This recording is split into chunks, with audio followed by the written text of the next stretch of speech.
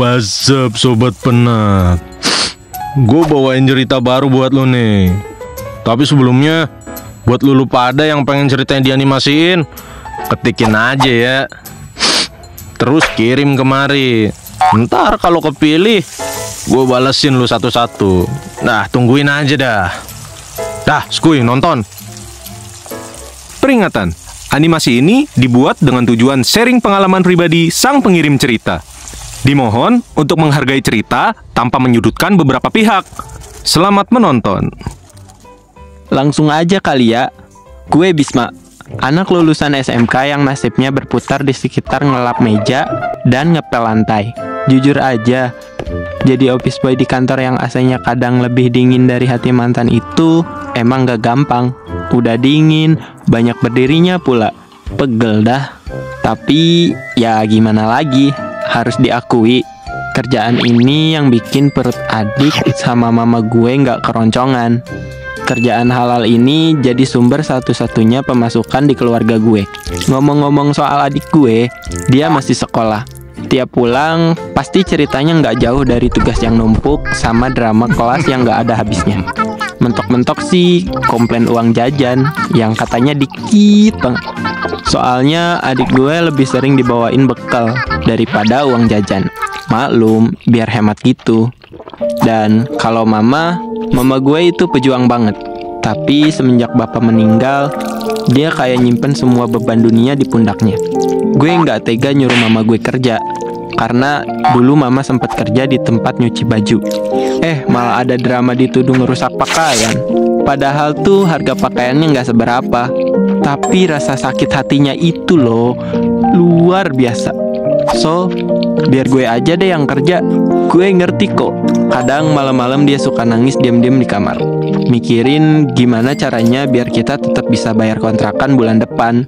Setiap pagi, gue bangun dengan suara alarm yang berisik. Mandi cepet-cepet, terus langsung cus ke kantor. Walaupun sumpek naik angkot tiap hari, mau gak mau, gue jalanin. Nah, kalau pada nanyain, emang motornya kemana? Ya, semenjak bapak gue meninggal, ekonomi keluarga gue terasa berat. Mau gak mau, motor satu-satunya ya dijual. Toh, gue anaknya gak suka main kok. Kadang gue mikir, hidup gue bakalan kayak gini terus gak ya? Tapi itu cuma lamunan, sampai angkot pun tiba di kantor. Pas udah di kantor, gue mulai rutinitas seperti biasa. Dari beresin meja, ngantarin kopi buat bos-bos, dan pastiin semua sudut kantor kinclong. Nah, masalah sebenarnya bukan cuma di situ. Lu tahu nggak siapa yang paling sering nongol di kehidupan gue? Pak D. Rojik. Dia kakak almarhum bapak gue. Dia tuh selalu ada buat bantuin keluarga gue. Tapi ya setiap bantuan dari dia selalu aja ada embel-embelnya. Dia bilang, Bisma, kamu kan udah dibantu ini itu sama Pak D. Tolong dong balas jasa, minimal beliin rokok kek kalau ketemu. Atau kadang dia bilang gini, kamu tuh jangan lupa ya, Pak D yang bayarin sekolah adik-adikmu. Jadi kalau Pak D butuh bantuan, kamu harus siap. Nah, kebetulan dia punya toko sembako. Misal ada barang yang mau diturunin dari truk, gue harus bantu nurunin. Kadang suka lupa waktu. Kadang tuh truk barangnya suka datang malam. Kadang weekend pas gue lagi capek-capeknya butuh istirahat setelah Senin sampai Jumat kerja. Gini amat dah. Gue kadang ngerasa kayak hidup gue ini bukan punya gue sendiri. Gue pengen ngelawan, pengen bilang enggak tiap kali Pak D. Rojik nyuruh-nyuruh. Tapi ya gimana, dilema banget.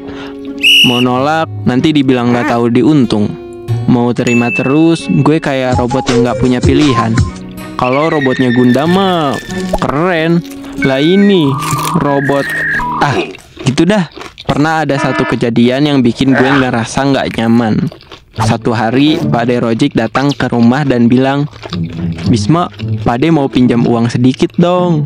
Kamu kan kerja di kantor, pasti ada lah tabungan mah, ya kan? Gue langsung keringet dingin. Tabungan?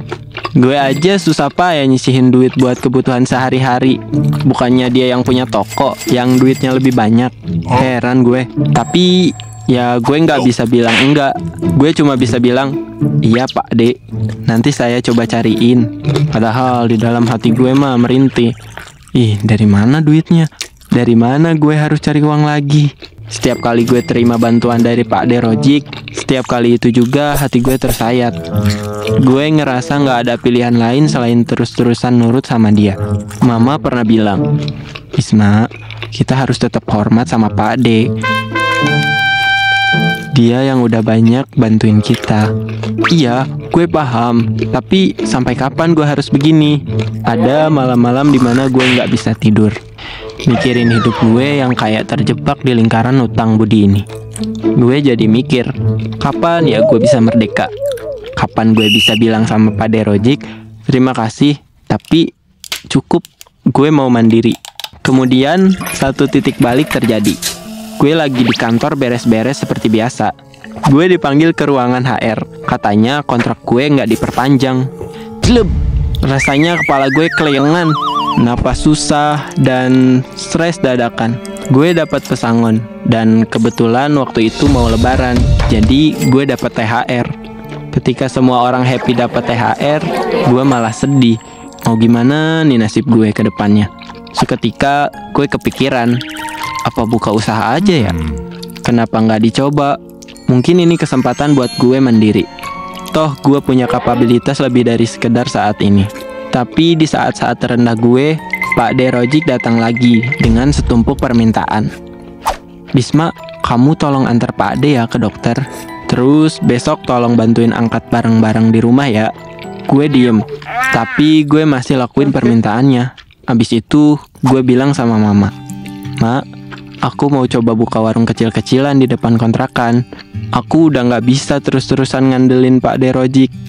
Mama kaget, tapi dia ngerti. Dia tahu gimana perasaan gue selama ini. Besoknya gue nekat datengin Pak De Rojik. Terus gue bilang, Pak De, terima kasih buat bantuannya selama ini. Tapi mulai sekarang saya mau coba mandiri. Saya mau buka warung kecil di depan kontrakan. Saya nggak mau ngerepotin Pak De lagi. Terus Pak De Rojik bengong. Mungkin kaget kali ya dengar gue seberani itu. Tapi gue udah bulatin tekad dan begitulah. Gue mulai buka warung kecil di depan kontrakan. Nggak gede, cuma jualan gorengan sama kopi. Tapi disitulah gue nemuin kebebasan yang selama ini gue cari. Jujur, awal-awal lepas dari Pak De Rojik itu benar-benar susah. Kayak kita udah terbiasa dibantu buat biaya bulanan kontrakan. Sejak saat itu, gue harus hemat dan pinter ngatur uang. Pak De Rojik awalnya kayak sinis, bahkan cenderung ngeraguin usaha gue. Tapi gue nggak berhenti berdoa. Kadang ada aja yang datang, tapi ngutang. Kadang ada yang lewat doang, atau kadang sekadar kepo nanya jualan apa aja. Dan besoknya dia malah buka warung sendiri. Mana dekat sini pula. Padahal dari dulu dia bisa aja jualan. Kenapa harus pas gue baru mulai usaha malah ditiru? Mau ngeluh, tapi percuma. Yang penting gue konsisten dengan apa yang gue jalani. Alhamdulillah setahun jalan usaha, gue bisa beli motor second. Ya nggak seberapa, tapi bisa jadi sumber pendapatan lainnya. Gue sambil nyambi jadi driver online di saat-saat senggang. Memang hidup nggak selalu mudah, tapi setidaknya sekarang gue punya kontrol atas hidup gue sendiri. Gue belajar untuk berdiri di atas kaki sendiri, tanpa bayang-bayang utang budi yang terus menghantui. Sekarang setiap kali gue lihat warung kecil gue yang sederhana tapi penuh harapan itu, gue ngerasa bangga. Ini hasil kerja keras gue, tanpa harus bergantung sama orang lain. Dan setiap kali Pak De Rojik lewat, gue bisa senyum dan bilang, terima kasih Pak De.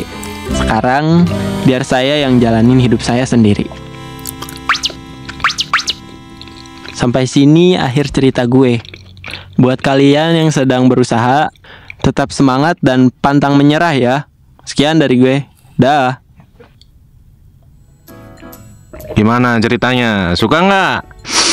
Kalau lu suka, jangan lupa subscribe ke channel kita ya. Bye.